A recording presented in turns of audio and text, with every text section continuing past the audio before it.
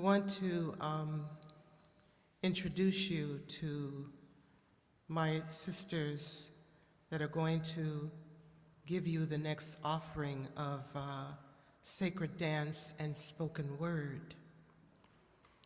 Dr. Carol Penn-Jones, my longtime friend, I call her my sister friend. We've been doing this particular kind of service together for a number of years, including Loraine, who is also part of the Core of Fire Interfaith Dance Ensemble.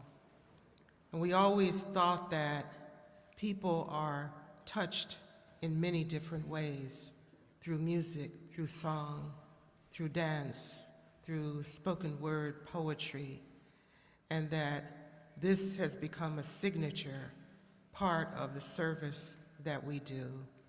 And we're talking about going even further with what we've done for now almost 10 years. But I want you to put your hands together for Dr. Carol Penn-Jones and Loraine Stone, who are going to bring you a beautiful offering called And Still I Rise.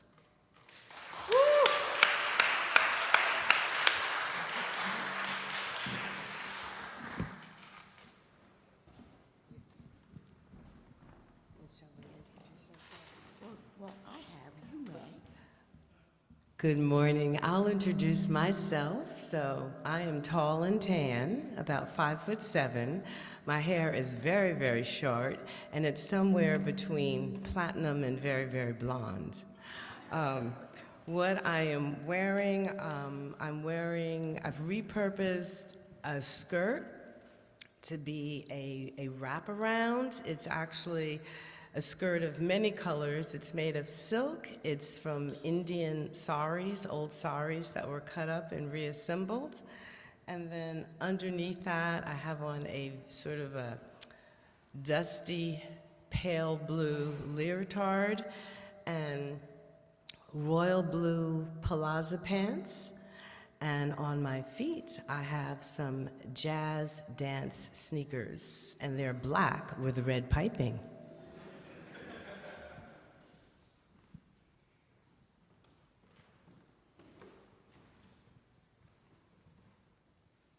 And Still I Rise by Maya Angelou. You may write me down in history with your bitter, twisted lies.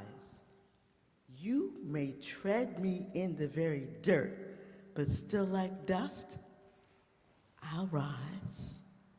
Does my sassiness upset you? Why are you beset with gloom? 'Cause I walk like I got oil wells pumping in my living room. Just like moons and like suns, with the certainty of tides, just like hope springing high, still I'll rise. Did you want to see me broken? Bowed head, lowered eyes, shoulders falling down like teardrops, weakened by my soulful cries. Does my hardiness offend you? Don't you take it awful hard, 'cause I walk like I got gold mines digging in my backyard. You may shoot me with your words. You may cut me with your eyes. You may kill me with your hatefulness, but still like air, I'll rise.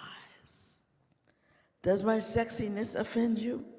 Does it come as a surprise that I dance like I got diamonds at the meeting of my thighs?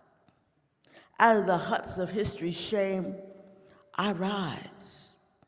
Up from the past that's rooted in pain, I rise. I am a black ocean leaping and wide, welling and swelling, I bear in the tide. Leaving behind nights of terror and fear, I rise. Into a daybreak that's wondrously clear, I rise. Bringing the gifts that my ancestors gave. I am the dream and the hope of the slave. I rise. I rise. I rise.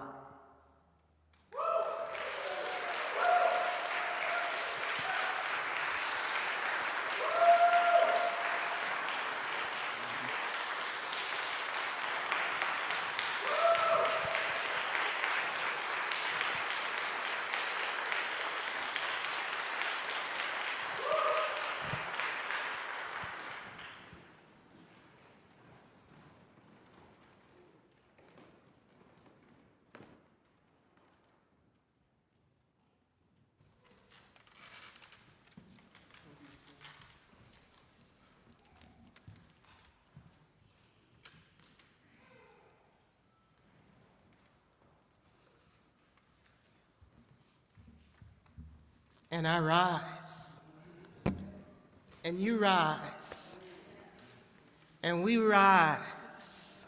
Let's say it together. We rise. We rise. You rise. I rise. Oh my goodness, that was fabulous. Let's give them another round of applause. Woo.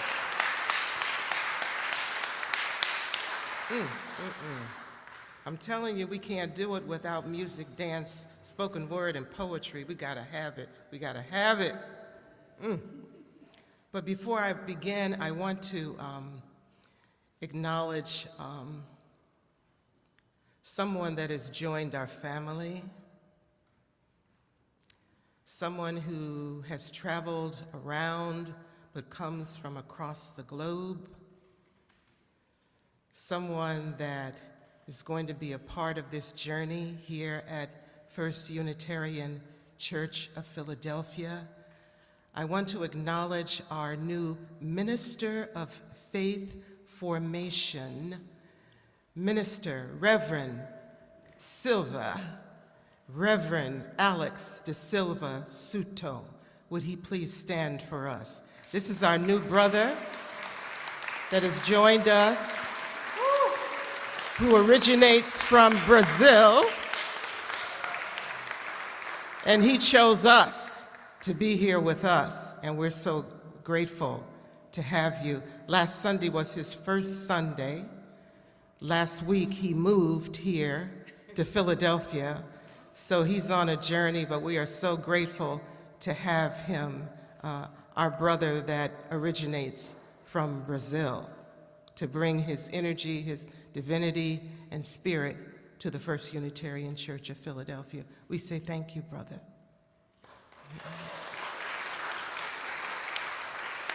Yes, yes, yes, yes. So I say welcome to a season for grace and healing. It's our time. I'm going to say that again. Welcome to a season for grace and healing. It's our time. Would you agree that it's our time? Yes. So earlier this year, before I was asked about doing today's service, I received the title for this morning's message through the Spirit. Although at the time, I really didn't understand why. I was just sitting and all of a sudden this title came to me. And I didn't know what I was even going to do with it at that point in time. And then months later, Reverend Abby approached me about doing a service. And then in my mind, I was saying, well, what is the theme going to be? What is the title going to be? And then Spirit said, don't you remember that I gave you this title? It was actually like February of this year. And you see all that has happened, that is happening as we move on through this year. So during my moments of quiet reflection, it came to me that this morning's message could provide a sacred space for us to release all things that no longer serve us, and embrace this time as a season for uplifting the spirit of grace and healing to reign supreme. I'm going to say that again. To embrace this time as a season for uplifting the spirit of grace and healing to reign supreme.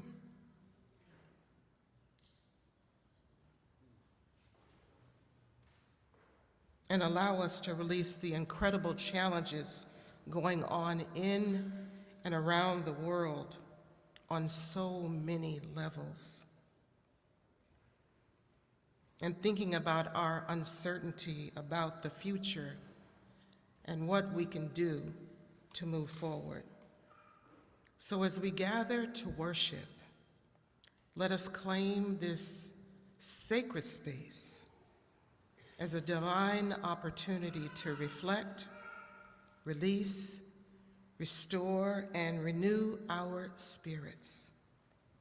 Let us embrace this time to lay our burdens down.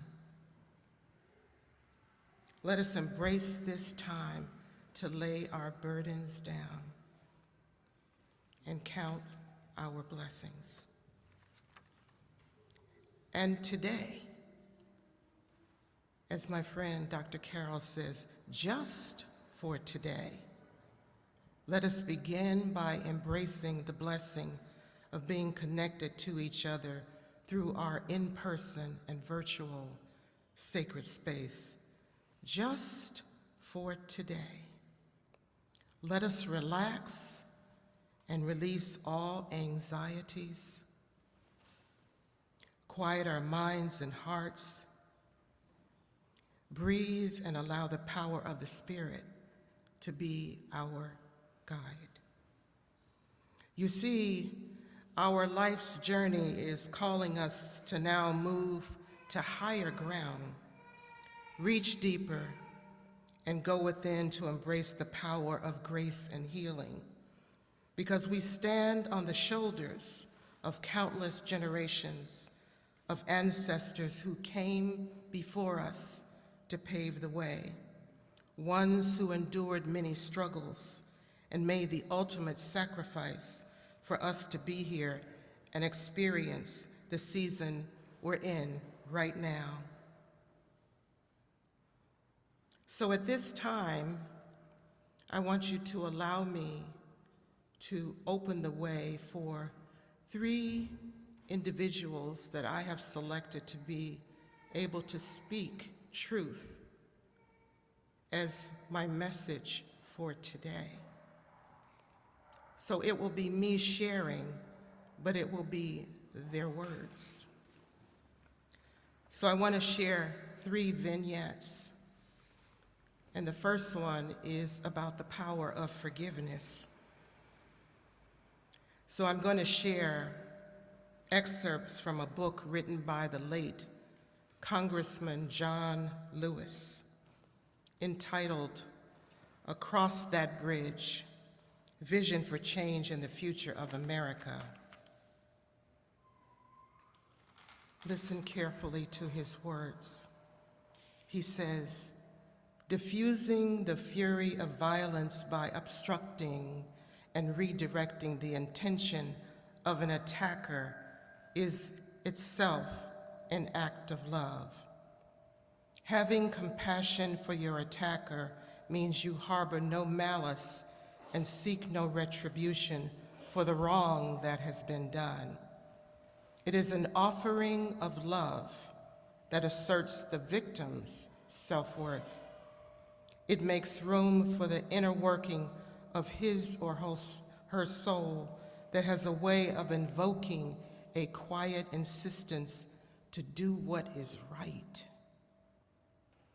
This brings to mind the one and only attacker of the 40 times I was arrested and jailed, who apologized to me for his actions.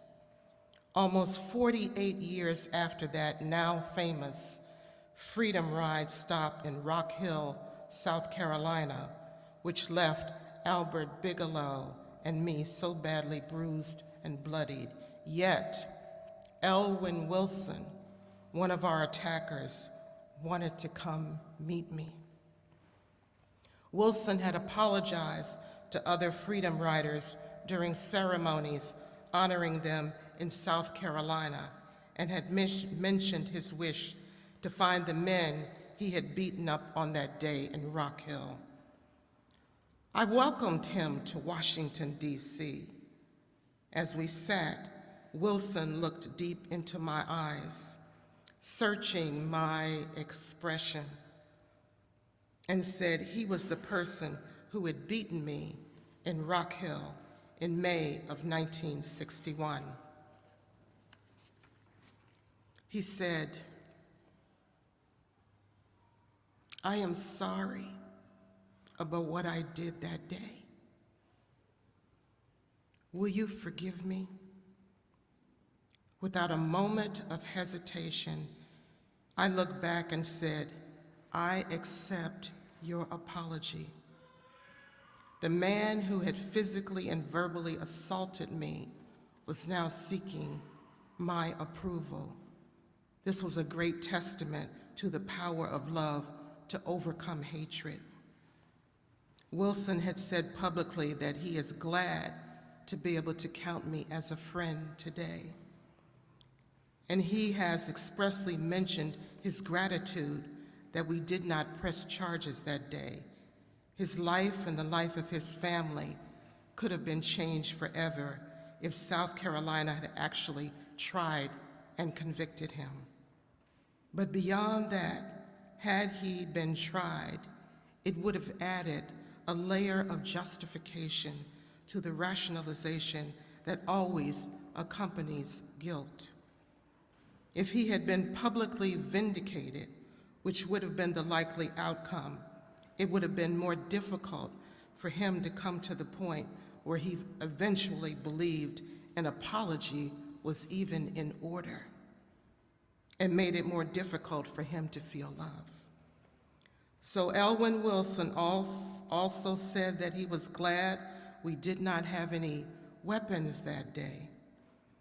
If Albert Bigelow and I had inflicted harm in Rock Hill, South Carolina, we would have fueled the flames of violence instead of putting them out. Any sense of remorse would have had to compete with the fire of anger. Instead of a possible reconciliation, revenge would have been the product of that violent confrontation in Rock Hill. But because we met this man in love and offered him our respect despite his obvious hatred, it gave him nothing to justify his anger. He left that day only to review it in his mind so many times over the years. The resonance of our innocence made room in his own soul for the realization that he needed to ask for forgiveness. I was surprised to hear him clearly restate 48 years later the essence of what I had said to the police officer as I declined to press charges almost a half a century earlier. We're not here to cause trouble. We're here so that people will love each other. That was how he put it. The impact we left was undeniable. What Elwyn Wilson did took courage. He could have simply made amends in his heart, but to publicly put aside his differences and admit his error is unique and bold.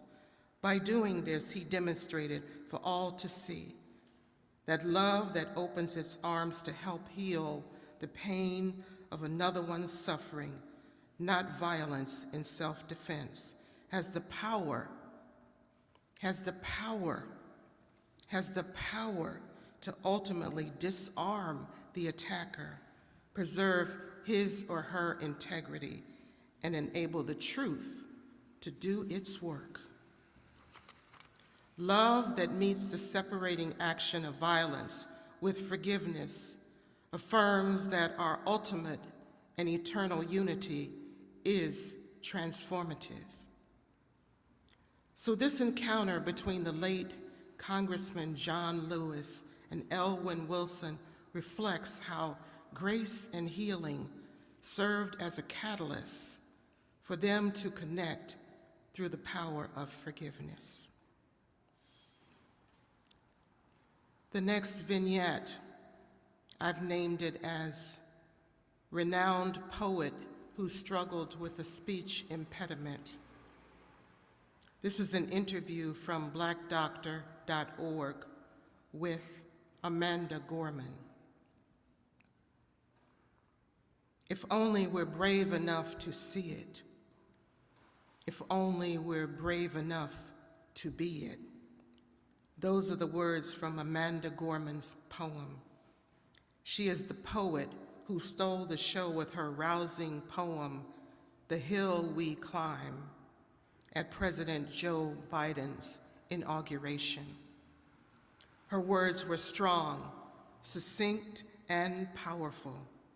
She delivered them with precision and poise like that of a veteran orator.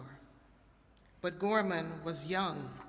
In fact, at the age of 22, Gorman became the youngest poet to recite in any presidential inauguration. While her words were powerful, full of emotion, and captured the moment with awe, it wasn't the only thing about her that captivated viewers across the world. Gorman's recitation, her speech and voice moved with such grace and confidence. Her words flowed like water, yet few would believe that she too, like our President Joseph Biden, had been dealing with a speech impediment since childhood. She says, "For I want to say most of my life up until 2 or maybe even 3 years ago, I couldn't say the letter R. Even to this day, sometimes I struggle with it, which is difficult when you have a poem in which you say rise like 5 times. It was as recent as college that I was still struggling to say the R sound. So one thing I would try to do to train myself to say it is I would listen to the song Aaron Burr, Sir, which is just packed with R's. And I would try to keep up with Leslie Odom Jr.'s as he was doing this amazing rap. And I'd say, if I can train myself to do this song, then I can train myself to say this letter. So that's been a huge part of my own speech pathology. It's why I included it in the inaugural poem. For Gorman, her speech impediment turned into a social experiment.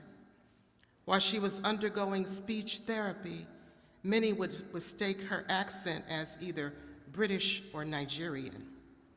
In an interview with Harvard Crimson, Gorman said, if they thought I was from Europe, they would treat me very well like I was a sophisticated intellectual. If I let them believe that I was from Nigeria, they'd make comments like, oh, this is how credit cards work? Or you might not know this in the village you come from. Having a mom who is an English teacher had a huge impact on me, said Gorman, who witnessed her ability to empower young people through languages. Long before she began reading her own poetry aloud in grand spaces for grand occasions, from the 4th of July to the inauguration of a new president of Harvard University, Gorman was falling in love simultaneously with the written and spoken word. Her mother, Joan Wicks, teaches middle school in Watts. Shuttling among the neighborhoods gave Gorman a window into the deep inequities that divide zip codes. I feel just so overjoyed and so grateful and so humbled, she said during an interview with CNN's Anderson Cooper. I came here to do the best with the poem I could and to just see the support that's been pouring out. I can't absorb it all, so I'll be processing it for a while. She also revealed to Cooper that she has a mantra she says to herself. Whenever I perform, and I definitely did this time, she continued, I close my eyes and say, I am the daughter of Black writers. We are descended from freedom fighters who broke through chains and changed the world they call. So Amanda's story illustrates how grace and healing opened the way for her determination to overcome her challenges of a speech impediment to become a gifted orator and poet. And just on another note, she just performed a poet at the DNC this past week. I was so in awe when I saw that she was going to be a part of that. So we wish her well, this young woman, and all that she's doing to bring poetry to make a change in the world. And the last vignette, I have entitled it as How Injustice Led to Advocacy. Malayla Yousafzai is a Pakistani education advocate who, at the age of 17 in 2014, became the youngest person to win the Nobel Peace Prize after surviving an assassination attempt by the Taliban. She became an advocate for girls' education when she was still a child, which resulted in the Taliban issuing a death threat against her. On October 9th, 2012, a gunman shot Malayla when she was traveling home from school.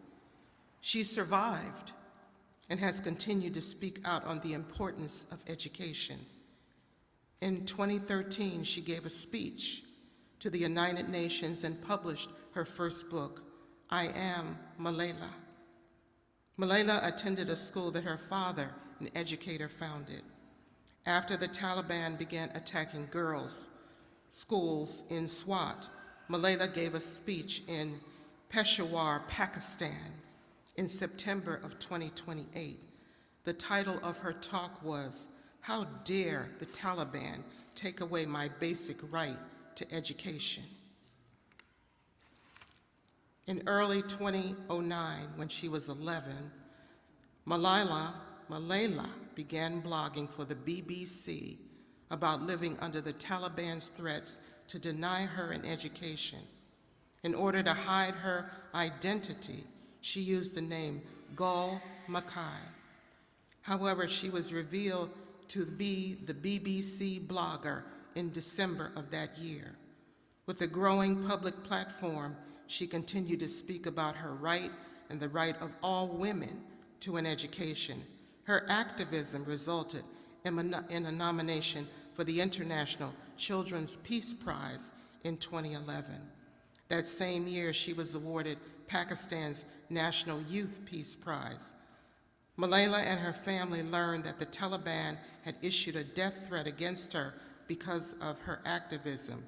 Though she was frightened for the safety of her father, an anti-Taliban activist, she and her family initially felt that the fundamentalist group would not actually harm a child.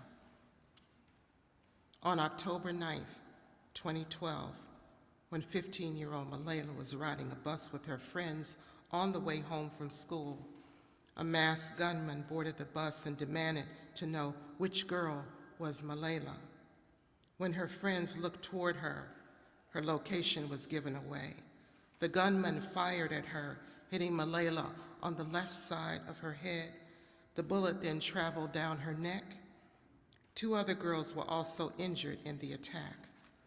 9 months after being shot by the Taliban, Malayla gave a speech at the United Nations on her 16th birthday in 2013, highlighting her focus on education and women's rights, urging world leaders to change their policies. Following the attack, she said that the terrorists thought they would change our aims and stop our ambitions, but nothing changed in my life except this. Weakness, fear, and hopelessness died. Strength, power, and courage were born. We should not assume that it is these people's fault that they are refugees. It's never their fault, and we should try to understand how we want other people to welcome us when it happens to us. I think we need to look at it from the human eye and be more welcoming and consider them as our brothers and sisters. Let's be human and let's understand that we are all living on this one planet Earth. You see, Malaya was relentless in her advocacy efforts to ensure equal rights for girls in her country to have access to an education, and she remained fearless in the face of violence against her. This is the power of grace and healing that has elevated Malala as a world leader for social justice. Each story shared allows us to see that even through life's storms of unresolved issues and overcoming challenging circumstances, the favor of divine grace can lead to healing and allow for an unexpected blessing to transform lives. In closing, I'd like to share the following quote by Iyanla Vanzant. She says, "No storm can last forever. It will never rain 365 days consecutively. Keep in mind that trouble comes to pass, not to stay. Don't worry. No storm, no storm, not even the one we're in our lives, can last forever." Amen, Amin, Ashe, and may it be so.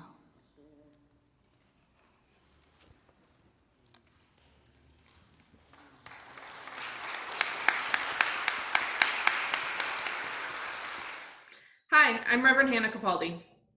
And I'm Reverend Abby Tennis. We are the ministers at the First Unitarian Church of Philadelphia, where our mission is to awaken love and justice in our lives and in the world. We're so grateful that you watched, and we hope that the sermon connected with your soul. We also want to invite you to join us for a live worship service every Sunday at 11 a.m. Eastern Time. You can always find the link to that service on our website at www.philauu.org. In these services, you'll hear words like you've just heard, and you also get a chance to greet one another, pray together, sing together, and we even hold a virtual coffee hour after services to get a chance to greet some new and old friends. If you want to support the mission of this community and you feel moved to give, you can do so by going to the website that Reverend Abby just mentioned. You can find that link below, or you can text 215-709-5095 and follow the prompts to give. If someone in your life needs to hear these words today, we encourage you to share this video. And again, thank you so much for watching. We hope to see you soon.